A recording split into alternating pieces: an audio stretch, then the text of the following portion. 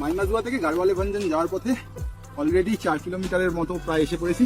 আর প্রচণ্ড স্টিপ রাস্তা।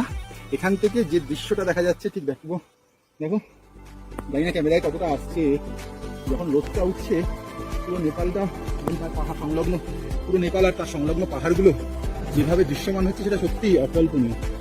মেঘ দেখতে পাচ্ছি, মেঘ রোদের খেলা তো চলছেই, তার সঙ্গে এইভাবে পাহাড় এবং এইভাবে চড়াই রাস্তা দিয়ে ট্রেক করে করে যাওয়া, কষ্ট তো হচ্ছেই, বিশ্রাম নিতে নিতে যেতে হচ্ছে, কিন্তু এই মজাটাও সত্যি দুর্দান্ত।